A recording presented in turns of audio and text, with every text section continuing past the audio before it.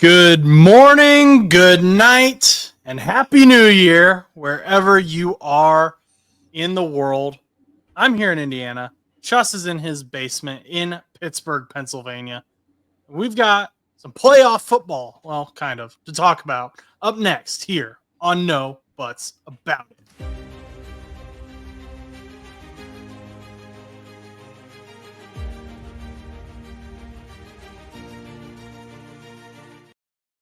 And the reason I say it is playoff football, kind of, is because it is the final week of the regular season. But for the Cincinnati Bengals, this is really a playoff game tomorrow against the Pittsburgh Steelers. For the Denver Broncos, this will be a playoff game this week. And then for the Miami Dolphins, this will also be a playoff game in the AFC. But we will talk about the Bengals-Steelers game here in a little bit, along with the Indianapolis Colts, what they're doing, and a rookie quarterback this season who is already on the trading block. But first, I made a video. Actually, we made a video discussing Caleb Williams. And I don't know if what I said was just misinterpreted. I don't know if some of the commenters weren't watching the video, but it was misconstrued in a way that some of the commenters felt like I hated Caleb Williams. And I do not hate Caleb Williams as a person. I actually root for most young players. Even there are that quote there are as much if they're a Pittsburgh Steeler, no. There are players on the Pittsburgh Steelers that I like. More. I just like them less than other players that I like because they're in the Steelers.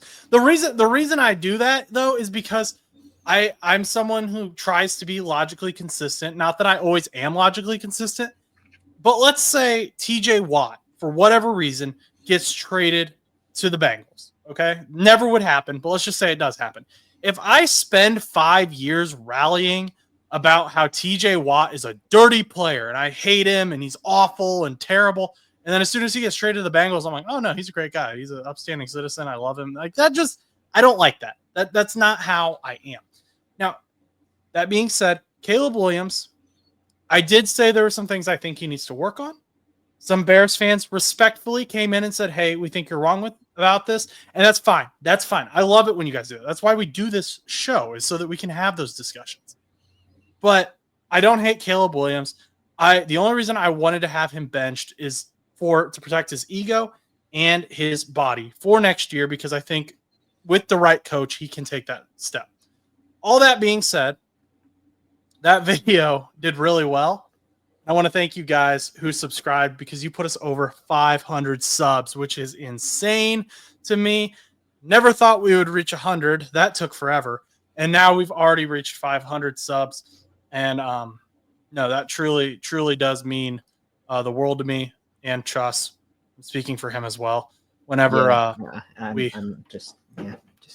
he's recovering from the Penguins loss that happened about 30 seconds ago. But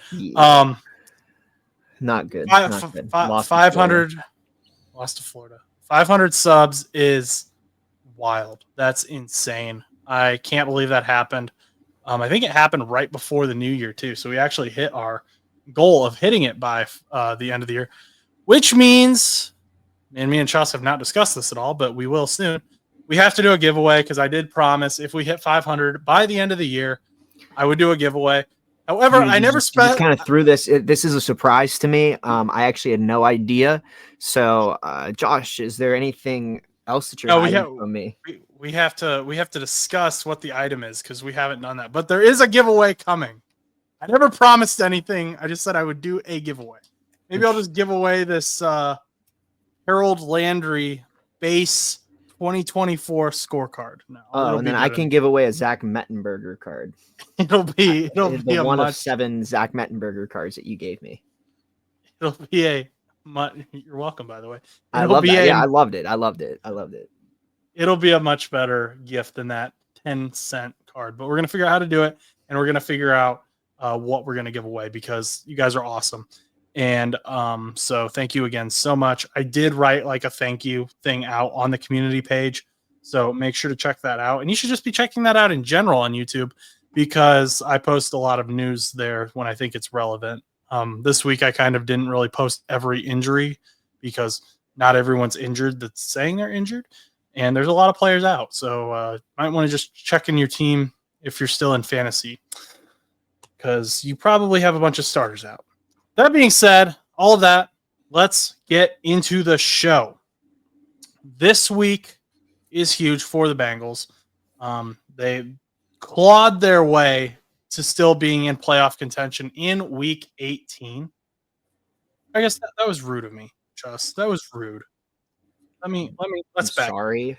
No, it was my fault. Did you have anything you wanted to say to them about the 500 subs? I completely ignored you. Thank you. That's all. Okay. No. I really appreciate all the support. You know, it's kind of crazy to see how far we've come from 25 subscribers and before we even did YouTube to where we're at now. The growth has been really cool. It's been awesome to be a part of the show, whether you're yelling at me or agreeing with me about the Steelers in the comment section or about anything in general. But it's been nice more recently where a lot of the Steeler fans aren't yelling at me, and instead random other fan bases are yelling at Josh. So that was a big thing when I first started, being very toxic. And I still have those shades of toxicity here and there, but I've tried to mellow myself out a little bit here over the years. And yeah, it's been kind of great to see Josh understand how comments can be kind of not I was gonna say hateful, but I don't know. I feel like just very, very supportive of their arguments, more or less, and trying to sometimes attack the wrong part of the argument when we don't need to attack that part of the argument. If you're picking up what I'm putting down, but nonetheless, I'm very thankful for each and every one of you that has come and support us and have left a comment, a like, a subscribe, whatever that may be. And yeah, let's have a good 2025. Woo!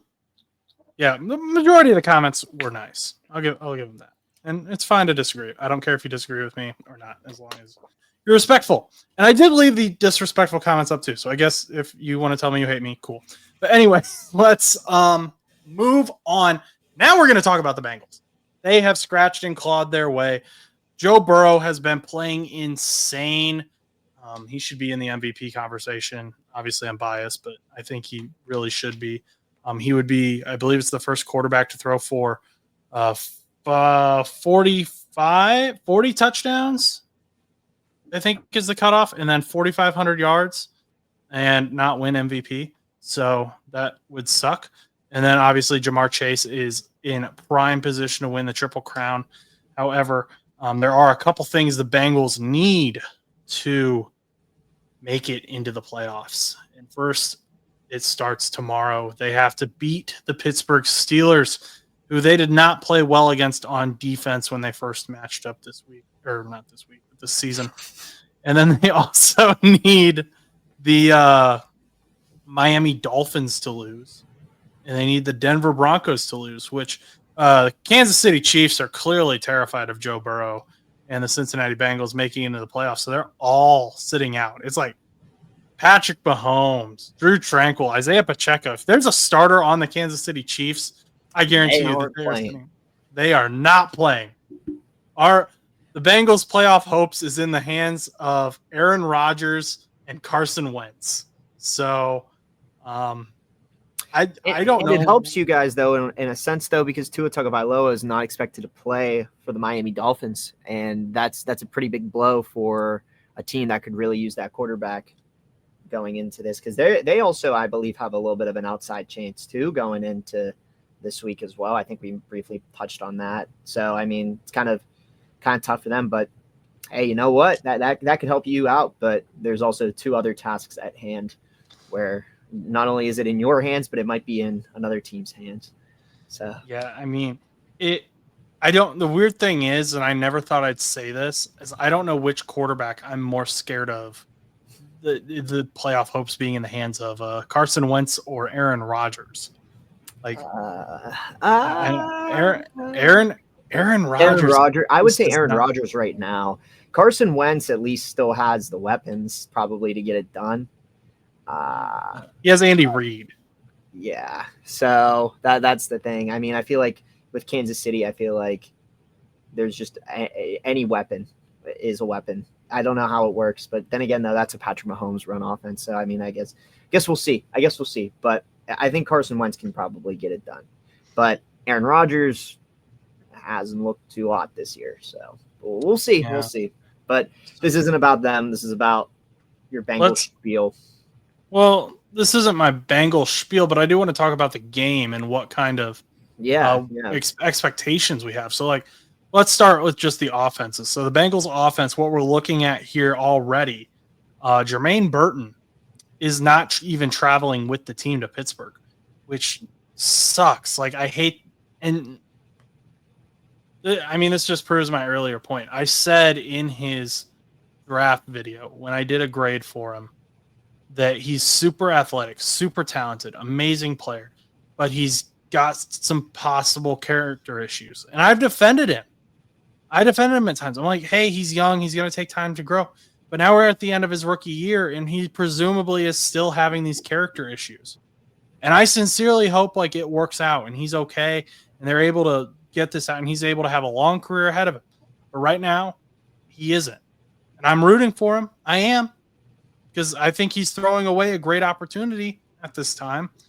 But he's out. And then Chase Brown is a game-time decision. He got hurt against the Broncos, kind of trying to slide in front of the end zone. And then the Bengals' time management was awful. But he's 10 yards away from 1,000 rushing, so that'd suck if he's not able to go. And he finishes 990 yards. He's also a huge part of that Bengals offense and kind of helping to balance things a little bit more as much as you can in a pass-heavy offense like the Bengals. I don't really trust Khalil Herbert or Travion Williams or Kendall Milton, I think would be the third back. So I think the run game is going to take a huge hit if Chase Brown isn't able to play. And then obviously Joe Burrow, Jamar Chase, T. Higgins. T. Higgins is questionable, but I bet he'll play.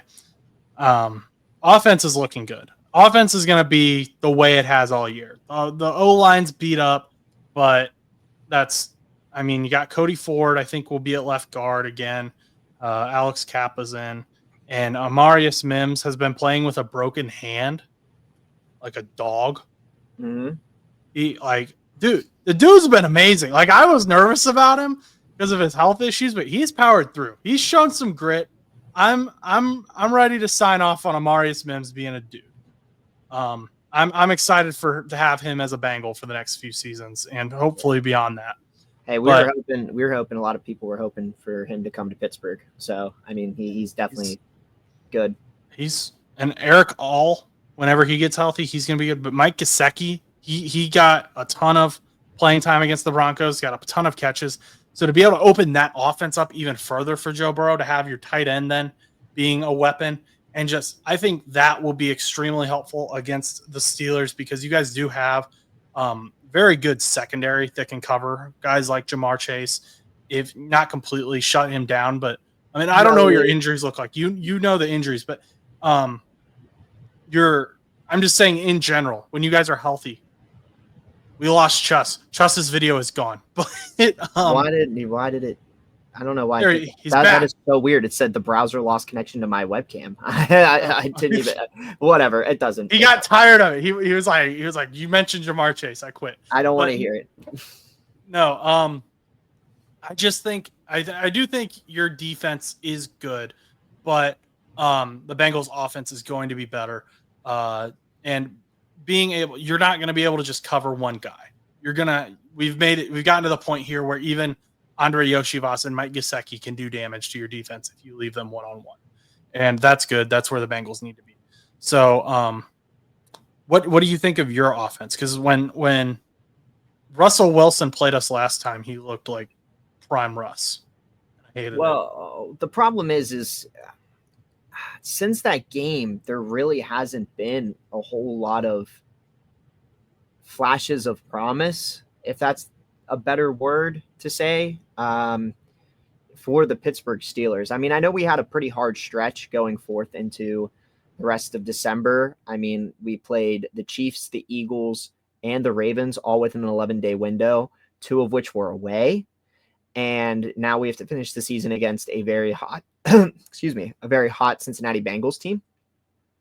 And obviously, I know that some of our issues that we've had on offense have been because George Pickens was injured. But George Pickens did play against the Chiefs, and it really didn't help us boost any sort of offense. Now, the Chiefs are a very good and talented team.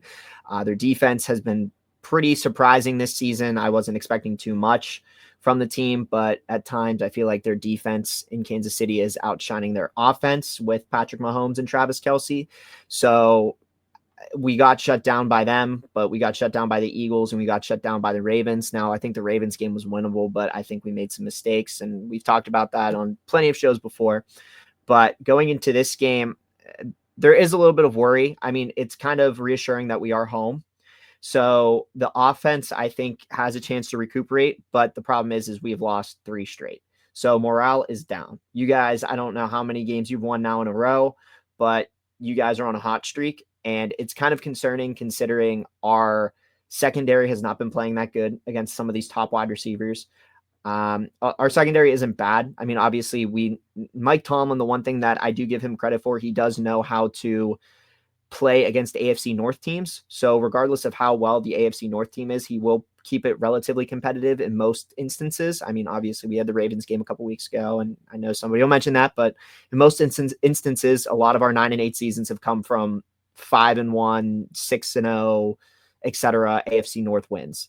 So that being said, this game, the problem that I've been having with this team is the defense, despite being one of the top paid defenses, it's not really doing a whole lot. It feels like some players are missing. It feels like some players are not stepping up to the plate. And our secondary that you have mentioned has kind of fell off a little bit. Dante Jackson keeps getting hurt every single week. And Joey Porter Jr. still has having some hand issues. And I don't know why they're not playing people like Beanie Bishop and other players when there's players that we are starting that are struggling. And I think that it could probably benefit us to start actually rotating the roster a little bit on defense, because Beanie Bishop had some great breakout games in the first couple of weeks. And then I don't know if it's Mike Tomlin. I'm assuming it would be Mike Tomlin, but there's some stubbornness going on in the offense or the offense and the defense, where these players just don't get their starting time. And I understand, like, Roman Wilson obviously was injured a lot of the season, but I mean, he had the chance to suit up a couple of times and they didn't want to start him. I mean, they weren't even going to plan on starting Kenny Pickett 2 or 3 seasons ago. And the only reason I bring that up is because imagine if we stayed and we had Mitchell Trubisky just start that entire season. That season would have been a wash. Imagine if like it was the same mentality that's going on right now. But I think the problem is we're cold, our morale is down, and our defense needs to step up. And the problem is our defense can't really step up against a team like you guys. In my opinion, it's going to be really hard because we've already gotten beat up by some really high-powered offenses, being Baltimore, Kansas City. Well, Kansas City relative. I mean, Kansas City's just good offensively in most instances. Baltimore, Philadelphia, and Kansas City. And then you guys have been hot. You guys have been consistent this last stretch. And our defense has been struggling against these top offenses. And our offense has not been getting going either against some of these teams. Now, granted, your defense, I think, is the only thing that is going to be a key for our victory here, is because I think that we can have really good offensive numbers running or whatnot because of the strength of your defense. Other than that, if we make any mistake, I don't know if we're going to be able to recover, because even when we were in Cincinnati, that game ended up being like a 45-38 final. Like, that is insane. And yes, it was the first time Pittsburgh got over 40 some points in a game in years. And I could see that happening again in Pittsburgh coming up. But considering that game that we played you guys against, we were hot. We were coming off some wins against some like questionable, mediocre teams, some questionable wins there against like the Giants on Monday Night Football. How does that happen? You go into that game and you're like, okay, yeah, you know what? Like, and you ball out, and then you you win by a bunch of field goals against Cleveland, and then it just I don't know. It just, in my opinion, what. I mean, you kind of tiptoeing around my point here that I want to kind of get to, so I don't want to forget. So George Pickens, he's been saying some stuff in the locker room, right? I got that. Yeah, that's what I kind of heard about that. I didn't hear about it like firsthand.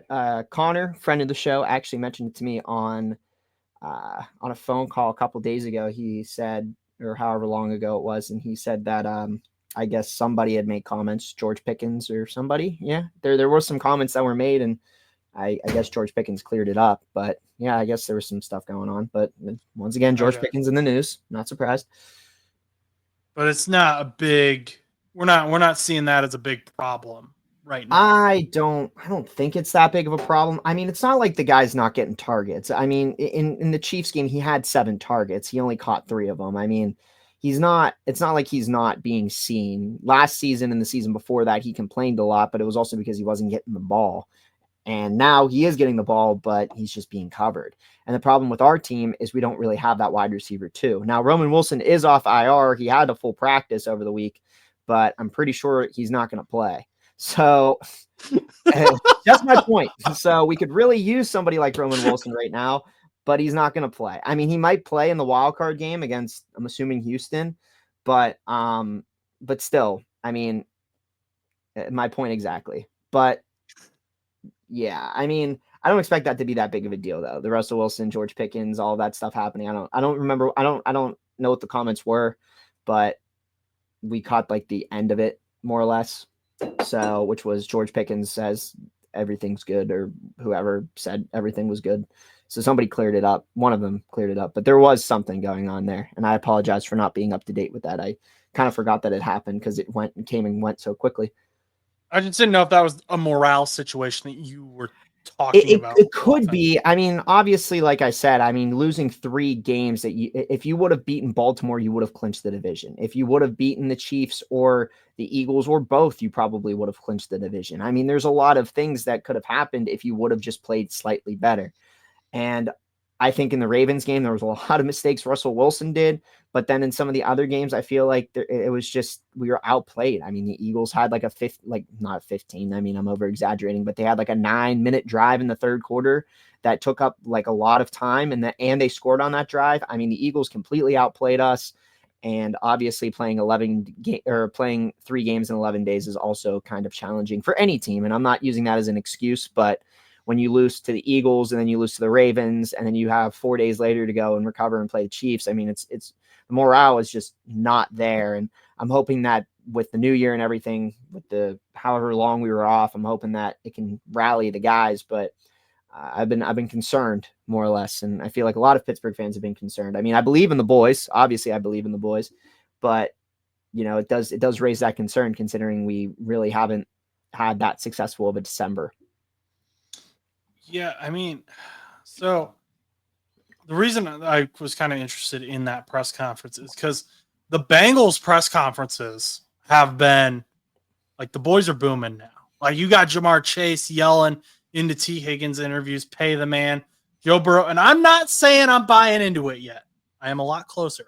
But Joe Burrow is kind of hinting at the fact that he's going to do some stuff to make sure T. Higgins stays around, make sure Jamar Chase stays around. So maybe he got a great deal on his Batmobile. It wasn't as expensive as he thought it was going to be, and he's going to take. So funny that he got the he's just like, I got a Batmobile, by the way. He's gonna restructure the contract now because he's got his Batmobile. I don't know what's gonna happen. I'm not saying I'm buying into anything right now, but the Bengals offense has been cooking, and let's look at some numbers here. So Denver, one of the top defenses in the NFL, arguably the top defense in the NFL. In all of 2024, the average points allowed they had was 19.4.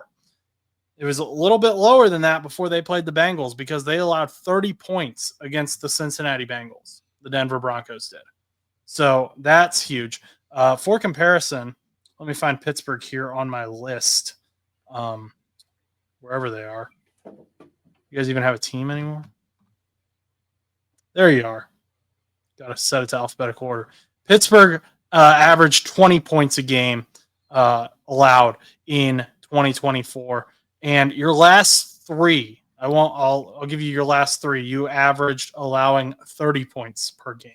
Which is not good. That is not like like I said, for a defense that is supposed to be a top-notch defense, that's not good. I mean, I think some of these games should have been a lot closer than they were. And I mean, obviously it wasn't, and they were completely outplayed, but it's one of those things where from a standpoint of, if you look at this defense on paper, this defense should be allowing a lot less than they did, despite these teams being really good. And just to, have some fun here. The Bengals in the last 3 games have allowed 19 points on average as a team, and their last one was 24 points. So they allowed the Denver Broncos to score 24 points, but their last 3 on average 19, and then in 2024 they have allowed 26. They've allowed 26 points. So I think the defense, and as the stats kind of show, granted the offenses we've been playing haven't been the greatest, but I think the defense has shown signs of improvement. And part of that is actually that youth movement you were talking about that you want the Steelers to go to. I had been talking about that for ages. I had wanted Lou Anarumo to simplify the scheme and then, bring in the youth. Let Myles Murphy play. Let Joseph Asai play. Jordan Battle. And you know what? You know what's happening now is the veterans are starting to make plays too, because they're not out there every snap. They're getting killed. McKinley Jackson's made some plays. Chris Jenkins has made some plays. They're not where they need to be yet. I'm not happy with the defense, but it's improving. And if this defense can even hit a baseline average as an NFL defense, the way the offense is playing, they should win games. So, this will be an interesting game. Do you guys have any key injuries out there? I feel like we're actually getting healthier than we are getting hurt, but let me look up an injury report for the Steelers. But I haven't heard anything. I haven't seen anything for the Steelers. I didn't know like that notable. I mean, there might be some guys that are. Yeah, I mean they've officially rolled Roman Wilson out. So, yeah, nobody really. Dante Jackson is questionable. What? Why did Beanie get sat? Why isn't he playing anymore? He was playing phenomenal. I think they just wanted the more experienced guys to just start. The veteran. Yeah, despite him having a really solid showing the first couple of weeks of the season, I think once. Yeah, I mean, I think it was because of freaking Sutton. I think it because I'm pretty sure we have Cam Sutton starting, and he's not playing that good. And because Cam Sutton's playing, Beanie Bishop got pushed down, and Cam Sutton apparently, according to my father, shout out Tom, he said that he had seen somewhere that Cam Sutton was ranked one of the worst defensive players for the last couple of weeks. So I don't know if that's true or not, but. If that is true, that is not good for Cam Sutton or for the Steelers. He's not a starter, but he is still third in rotation. It's just not good. But yeah, Beanie Bishop isn't getting started because obviously, I think the one thing I've started to realize with Mike Tomlin is that he likes to start the more veteran players over the younger guys, and I mean, I'm okay with Russ playing, but you even see that with Justin Fields. Justin Fields, I mean, most teams would probably be like, all right, this young quarterback that came from Chicago, that's a first-round talent, just took us to a 4-2 record. I think that we should probably let him start. And then when Russell Wilson went in, he did boom, but he benched Fields for Wilson, and raises a lot of questions for me going into the offseason. I'm curious. Obviously, Steelers still made playoffs regardless of this game that we're playing. It's just, it would mean a lot more to me if the Steelers were actually playing for the division, but I can't see Cleveland beating Baltimore if Cleveland actually was good, I would say the game actually meant something. But more than likely, going into this 8:00 game, I'm almost positive that it is going to be mostly for the Bengals. It's going to be mostly for the Bengals at that point, because I can't see, unless Cleveland pulls a miracle. I mean, I think they're playing in. Are they playing in Baltimore too? I believe so. Yeah, I mean, what? You're cooked. You're cooked. And I'm cooked too. I put a $50 free bonus bet on the Steelers winning the division back in June, and the Steelers literally folded on me very hard, and it made me really sad.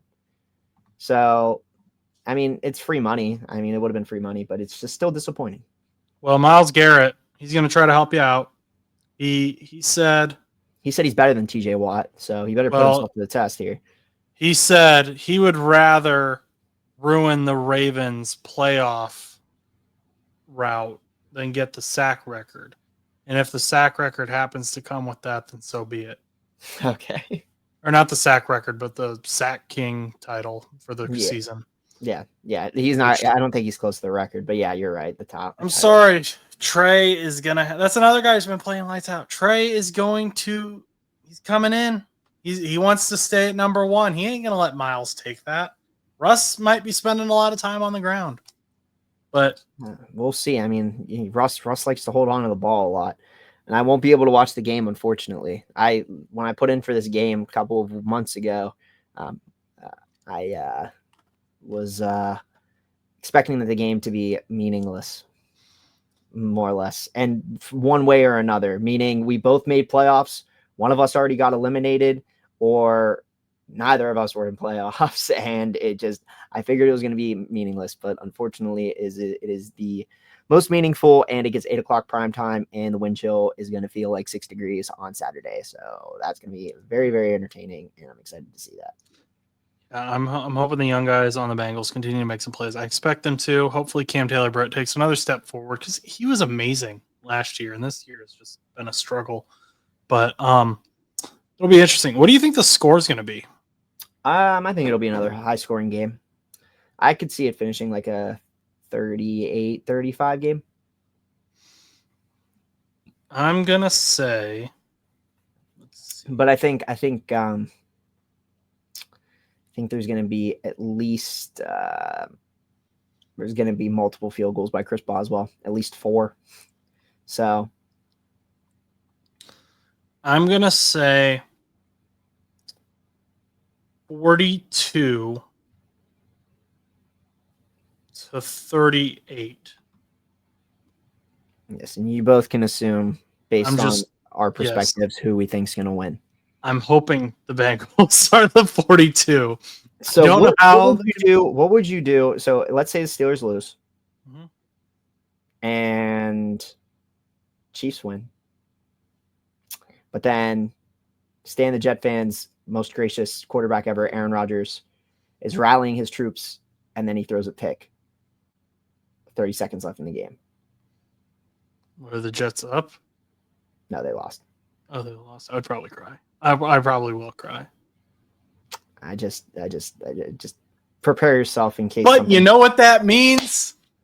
We get to go into draft season early. Yeah. And you know what, college fans? I'm going to tell you right now, the first video to come out is Cam Scatabo. I love that man. I love watching his film. I love watching his highlights. I'm putting something together. I do have something random that I want to add, since we're talking about the Steelers and the Bengals, and then we can move on to the next topic unless you had anything else to say. But I saw this really funny fake tweet, as I would say, unless you can confirm that it was actually a real tweet from somewhere that you had seen. Somebody said that I want to say it was according to Adam Schefter, but it clearly definitely wasn't. But it was that the Steelers were the favorites to get Jamar Chase next year. Yeah, no, that's not real. And I just thought it was really funny, because somebody actually went out of their way to make a Jamar Chase Steelers jersey edit. And I was like, first of all, isn't Jamar Chase on contract through next year? No. 26. He's not done this year. Like, I think this was last year, so it would have been like. So I Oh, guess he might be. He might. No, well, is he on his 5th year? I don't know. I thought he was. I thought he still had that option. I don't know. Chus, why are you making me do math at 10:30 at night? I'm not good at math. That late. It's when my brain's most active. Actually, I just don't remember when Jamar Chase did he get drafted after Joe Burrow? I'm guessing because it would have been Jamar's a 2021 rookie, first rounder, so he does have a 5th year option. I just can't. So he is a 2026 free agent. Okay. So maybe they meant like next year, but even then, like that's so long away, and you would expect them to extend Chase by then. Yeah, Chase and T and Trey should all have extensions. Figure everything else out. Theoretically speaking. Figure everything else out. Yeah. But yeah, no, that's not real. Although it's really funny to me that they chose Adam Schefter for that, because Adam Schefter loves to dog the Bengals. I don't think the Bengals tell Schefter stuff. So whenever he gets negative news about and Schefter's great at his job, don't get me wrong, but whenever Schefter gets negative news about the Bengals, he's always like the first person to post it. Like I'm pretty sure after Ben Baby, who is ESPN's beat reporter for the Bengals, posted that Jermaine Burton was out, I think Adam Schefter was like the first national name to post it. And he was just like, yep, he's out. He's gone. I was like, okay, calm down, Shefty. Yeah, okay. I don't remember. I saw it scrolling through Instagram and everybody was like in the comments being like, this is so fake, because I think it was like before the new year it was posted. So people were expecting it to be like a 2025 thing, which like 2025 off season, which for one, obviously we've already discussed that it's not, but I just thought it was a funny concept that you could be like, no, Chase is not going anywhere. And then you could get like really defensive over the fake tweet. First of all, say what you want about the Bengals front office, but I don't think they would ever trade Jamar Chase in division. Well, no, it wasn't a trade. It was a free agent concept, but still, I don't think they'd do that. I don't think they'd allow that to happen. I think they'd hopefully they would franchise tag him and trade him before that. I feel like for you guys, I feel like at this state of the game, I feel like your two key guys that they're probably going to hold on to for a very long time is probably Chase and Burrow. I mean T and Trey they're going to probably hold on to, but I feel like they're more likelier to go than those two.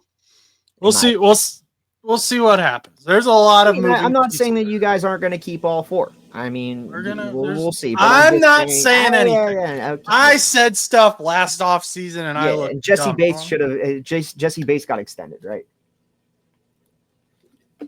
In 2023, I think. 2022, whatever. No, I just remember talking. You're like, Jesse Bates is going to get the extension, and it's just, you know what? You're a very optimistic Bengals fan. And I'm sure a lot of Cincinnatians appreciate that. But, well, here, I'm about to be super pessimistic, so let's get ready. Let's move on. Let's move on to the Indianapolis Colts, because holy cow, they are falling apart. I had so much hope for that offense. Didn't we talk about this at the beginning of the season, how well we thought that the Indianapolis Colts were going to play? Man, this team is just not – Anthony Richardson is just – oh, my gosh. It's a tough look right now. No, this team isn't even I still think they're super talented on both sides of the ball. Defense and offense. I mean, they have guys. Let's remove Anthony Richardson and the younger guys who are unproven from the equation. You still have Jonathan Taylor, Michael Pittman Jr., Josh Downs, I would say, has pretty well proven himself. You've got Ryan Kelly before he got hurt, was a pretty good center. You have decent Quentin Nelson, of course, you can't forget about him. Then on defense, you have Kenny Moore, Zaire Franklin, who's currently leading the NFL in sacks. Grover Stewart is good. I mean, you have guys on both sides of the ball, but this team is just not inspired. They don't want to win football games. And DeForest Buckner, he's on defense, another big name. And he apparently, it's being rumored, and people are kind of just drawing based on other comments Buckner has made publicly, that Buckner was one of the players who said this, that the morale is just, there's no direction with the team. The veterans are concerned with who, like where this team is even going, what's going on. There's laziness at practice. It's just a complete mess. Apparently some of the players, when Anthony Richardson was originally benched, had told him he wasn't like living up to the standard. And, you've got to be better. And even like Sam Ellinger was rumored to have gotten in there, according to The Athletic. Sam Ellinger. Yeah, Sam Ellinger's going in there. I haven't heard that name in the news in a very long time. But then they went from Joe Flacco back to Anthony Richardson. And it was like, oh, well, okay, he's the guy you brought in to replace the guy wasn't the guy. So now you're going back with the other guy. But this guy's like, they didn't see him as a leader. And I guess like DeForest Buckner had said at some point, according to a different report, like these are all stuff that has come out this week, that DeForest Buckner signed his extension with the Colts because he believed in Anthony Richardson. And now he's like, dude, what the heck are you doing? We get it. You hurt. Everyone hurts. It's football. And if you have a legitimate injury, that's one thing. And I have no idea. He claimed his back spasms were so bad he was crawling around his house. And you know what? If that's true, okay. But it's kind of sounded like some of the players didn't really believe him. And that's a problem. Shane Steichen, I have no idea what he is doing. I don't think he knows what he's doing. Did you happen to catch any of his press conference? I haven't, no. He gets asked about actually it was Pat McAfee. So Pat McAfee went on a rant about the Indianapolis Colts. Well, as you know, as he would, because he's not getting his season tickets again, he says. He's just not supporting the team, which I mean, for Pat McAfee to come out against the Indianapolis Colts like this is big. And he just went on a rant. And one of the things he said in this long rant, it's on Twitter. He talks about it on his show, obviously, because he had to as well. So you can go check that out. But he said players aren't even showing up to practice on time. And so a reporter asked about that, and Shane Steichen said, well, you can't really expect everyone to show up on time all the time. Or something to that tone. Yes, so you can. You're getting paid millions. You're getting paid millions of dollars to do a job. The least you can do is show up on time. And I understand. Stuff happens. Like, blow a tire on your way to work, got to change it on the side of it. It's like stuff happens. But if it's happening every day and you're like, you know what happened? If I showed up to work every day late, I would get fired. You would get in trouble. And the rest of my coworkers would be like, hey, why is he allowed to show up to work late? I'm going to start showing up to work late. And then it just kills the whole morale of the team. And it seems like that's kind of what happened. So the Colts defense hasn't been good in the first place. Like I thought Gus Bradley needed to go, their defensive coordinator, to begin with, because he seems he's in over his head. And there was an argument that you clean house, except for Shane Steichen. But honestly, at this point, I'm kind of cleaning house with Shane Steichen too. Chris Ballard has not done well for the Colts. He's been the GM since Andrew Luck was with the Indianapolis Colts. Oh, wow. He left, I believe, the Kansas City Chiefs was the last team he was at, I think, in 2017. So Patrick Mahomes' rookie year, to become the GM for the Indianapolis Colts. Think about how many quarterbacks the Indianapolis Colts have gone through in Patrick Mahomes' NFL career. Probably a lot. Just got Luck. Jacoby Brissett. Oh, I forgot about Jacoby. Phillip Rivers. Matt Ryan. Sam Ellinger was technically one of them. Carson Wentz. Sam Ellinger was kind of on there. And now you're on Anthony Richardson. I'm not going to count Ellinger, but still, that's 6 quarterbacks. And I will give him Andrew Luck, because Andrew Luck kind of retired suddenly, and so I'll give him Jacoby Brissett as well. Yeah, which is crazy, because I've never seen anything like that happen before in my life. So. If Chris Ballard stays, he's become so predictable. I think if Chris Ballard stays the GM, the Colts are going to end up with Kirk Cousins as their quarterback. Hey, you know what? I mean, it's definitely possible. But that's not what. But is that a positive though? Because you could have Kirk Cousins start, and you could have Anthony Richardson learn behind him. I don't think it is a positive because where this team is at right now, you're not building around him. I think Kirk Cousins' contract would be too big. Right. And I like Kirk Cousins. And based on what we've seen from Kirk Cousins post injury, it's not good enough to lead the team. You'd be getting another Phillip Rivers or Matt Ryan or Carson Wentz.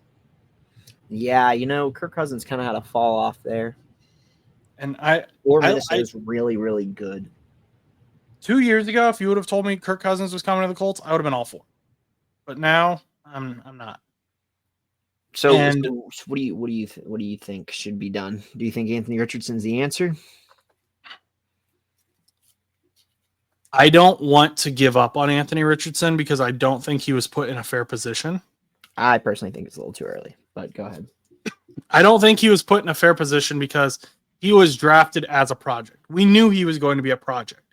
However, I think there needs to be a decision made where the next head coach comes in and says, look, Anthony, you are the starter right now. You need to start acting like it.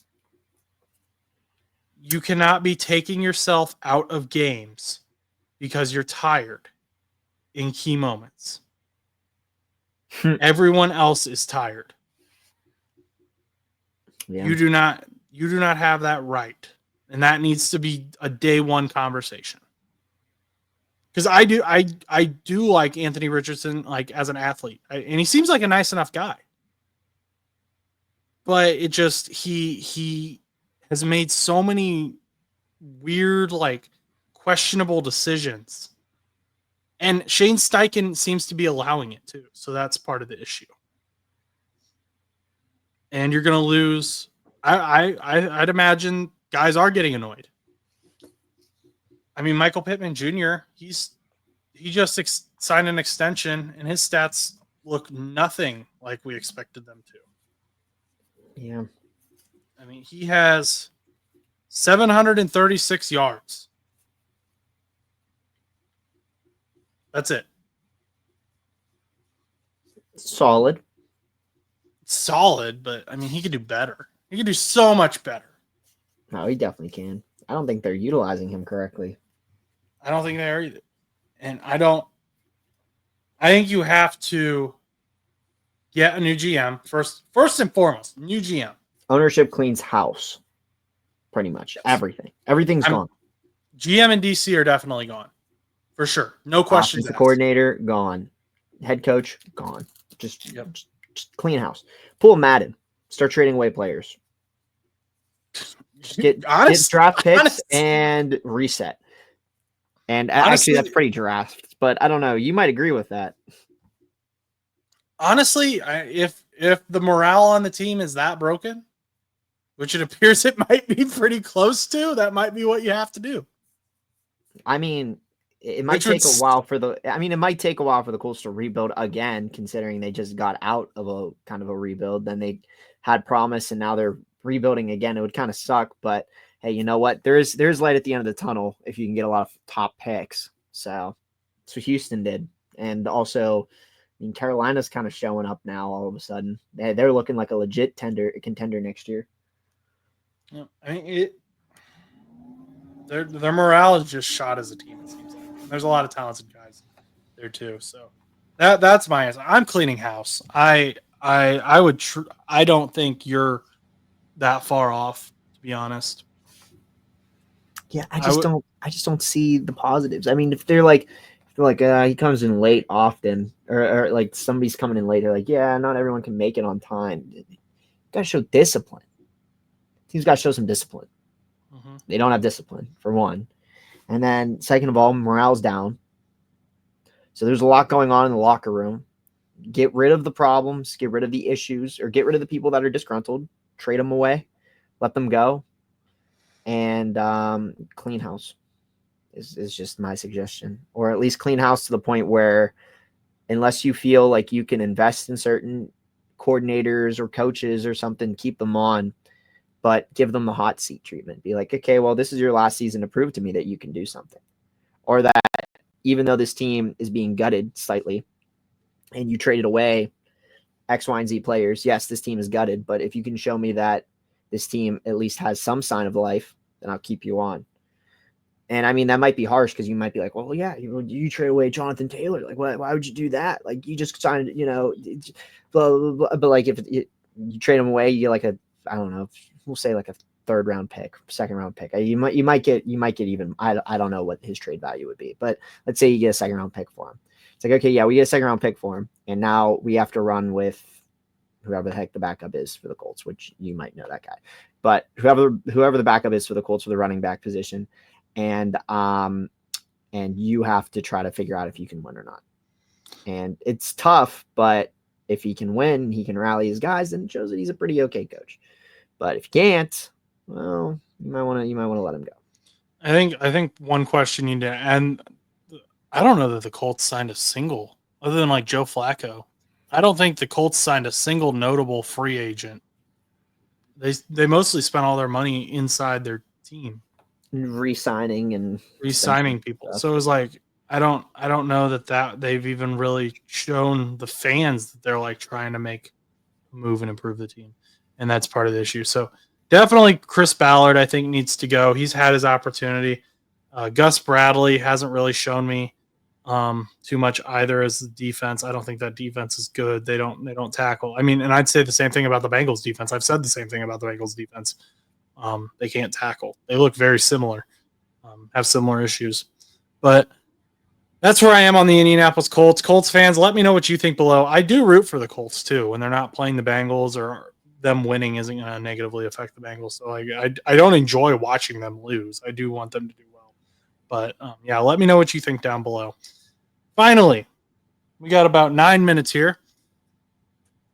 Chus, remember when Daniel Jones got signed to the Vikings? I do.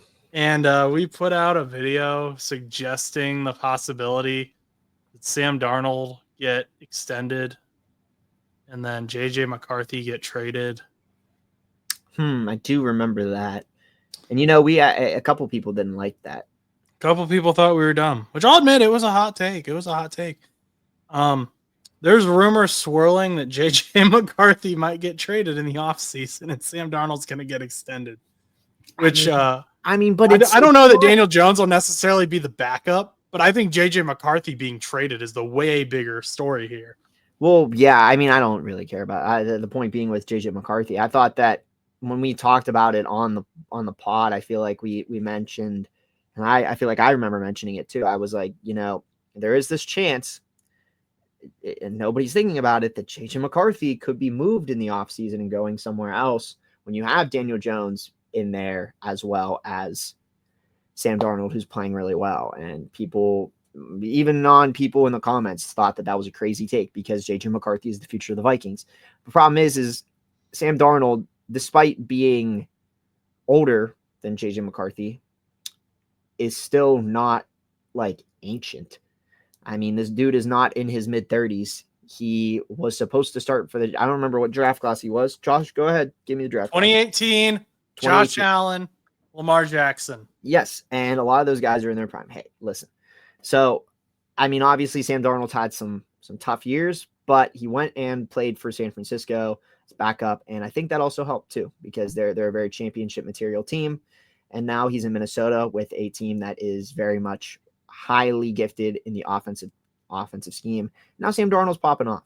Maybe all it needed was a little bit of change, a little bit of time, quarterback whispering, and now we're here. But the thing is with JJ McCarthy being out for the entirety of the season, I mean, there's also that possibility that imagine the stories reverse. JJ McCarthy never gets hurt.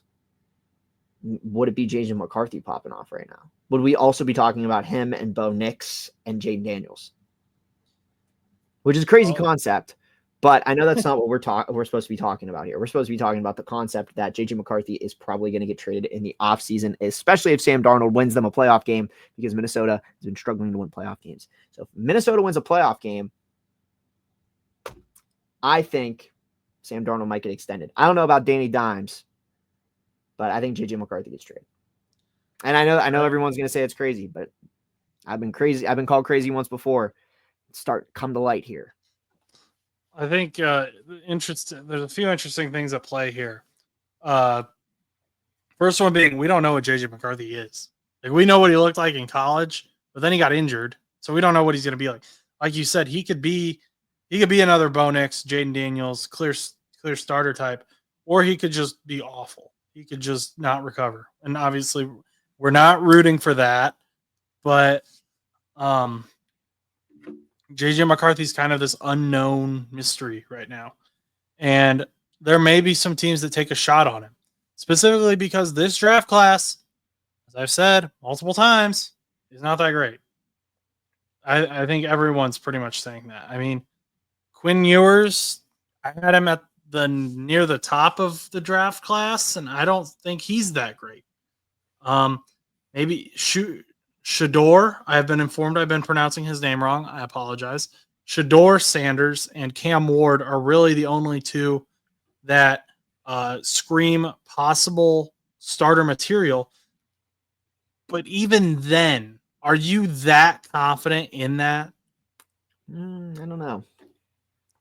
And so maybe there was a team out there that needs a quarterback still, like the Raiders, that was going after JJ McCarthy and couldn't get him. And so they had to settle. And if it's the Raiders, they settled wonderfully because they ended up with Brock Bowers. But maybe now there's an opportunity. Unbelievable. Maybe now there's an opportunity to also get JJ McCarthy. What about, I mean, I think the Giants could also be a good key for him too, because I think they could, if JJ McCarthy ends up being like a really good thrower, he Malik Neighbors, JJ McCarthy would be a really good connection. Yeah. I mean, we could do what ifs all night, you know. But I mean, because we really don't know. I mean, we looked at we've seen Michael Penix play last couple weeks. I feel like he hasn't really. I mean, he has only played 2 games, but he's been okay. But he's made some nice throws, and I haven't watched him as much as I wanted to watch him. But watching him, I caught the back half of the Commanders game, and he was slinging it. He had I'm not saying he's not. I think he's playing okay. Especially, I mean, he's had 2 games over 200 yards passing. Right. So, which is not bad. And I think one game, I think the most recent game was 1 touchdown, 1 interception. I don't know about rushing. I don't know if he's scrambling for a rushing touchdown or anything like that. But I mean, he's not playing bad. But it kind of shows that this quarterback class is pretty strong.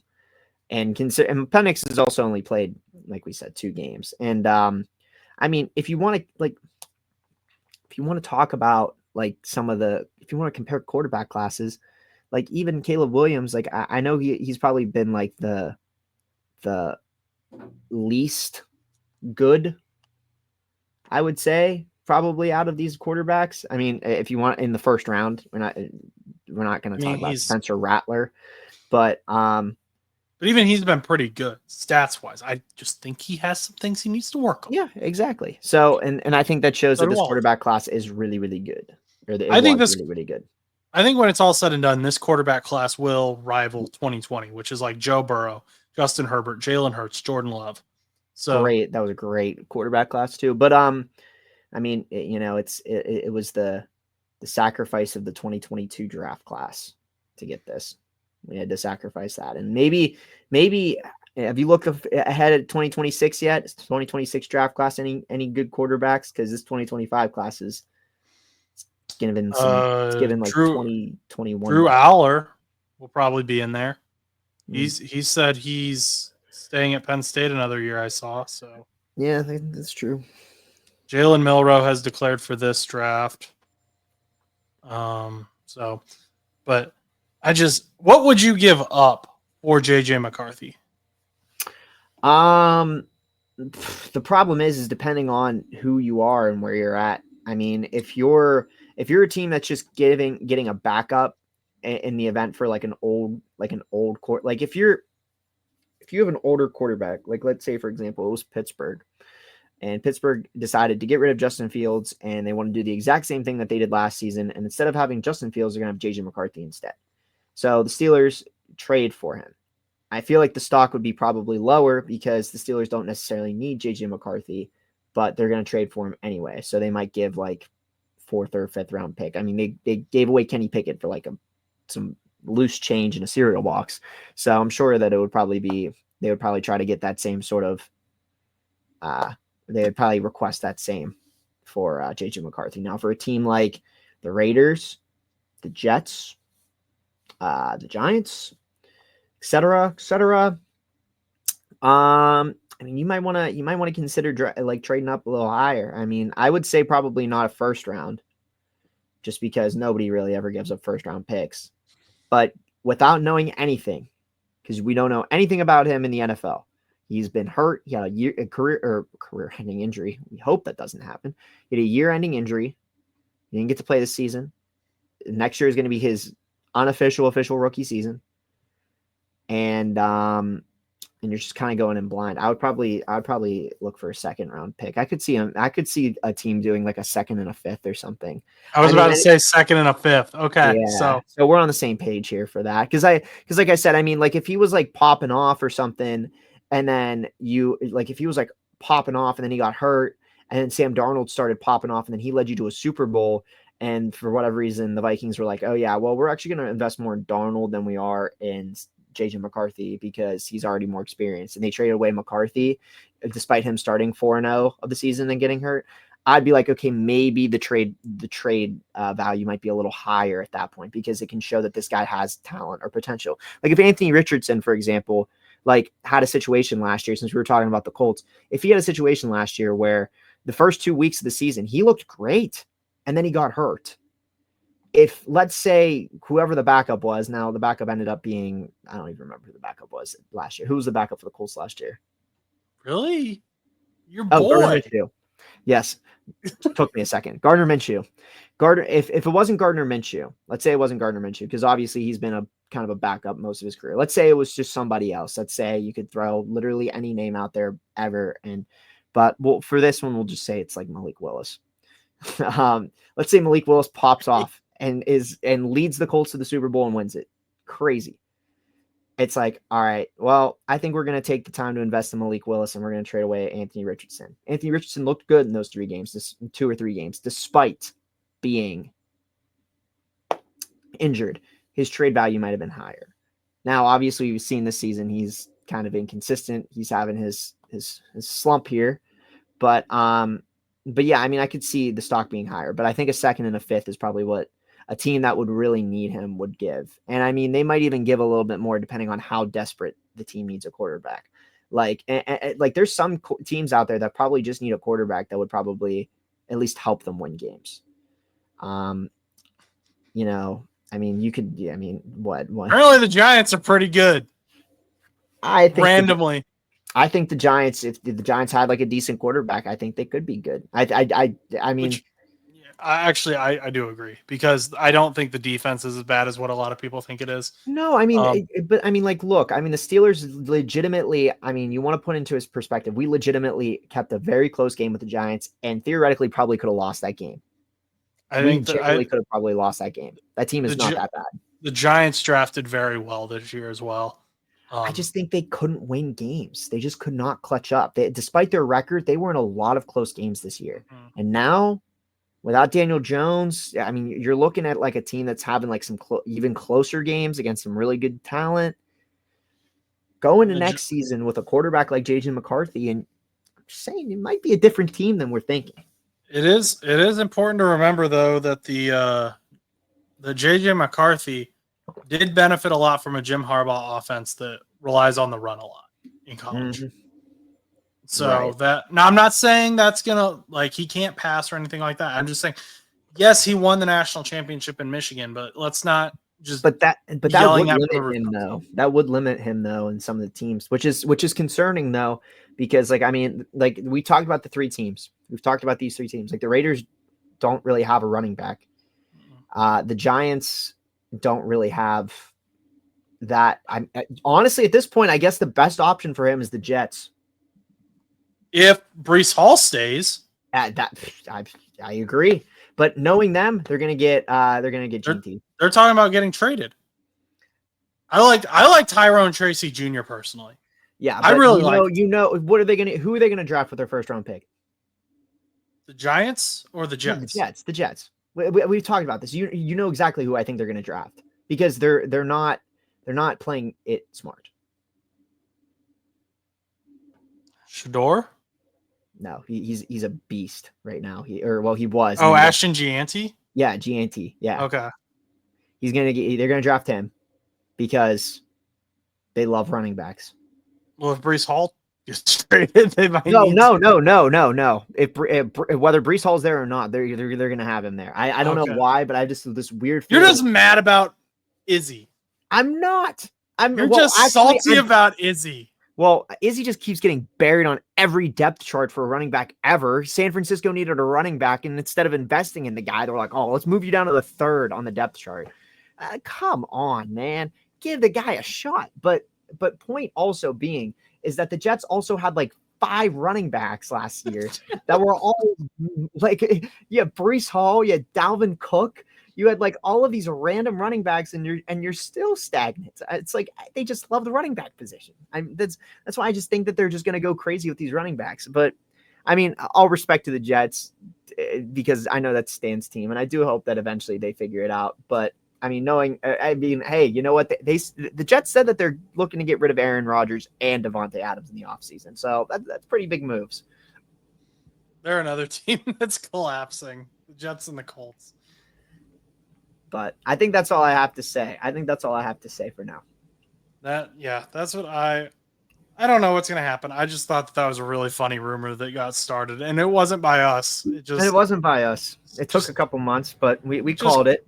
We connected some dots, and we got there. But this offseason could be a fun one like they usually are. Should be a fun one, I should say. But I think it's time for my spiel.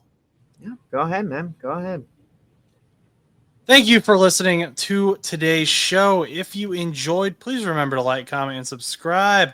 We can be found anywhere you listen to podcasts and on YouTube at No Butts Show. Social media pages are NoButts_show on Instagram. My Twitter is Josh_Butts_2001. And if you would like to reach us, you can email us at bullmoosepodcast2. That's the number 2 at gmail.com. Finally, our spread shop will be in the description, so check out the merch. Once again, if you enjoyed today's show, make sure to like, comment, and subscribe. And until next time, go do something nice for someone.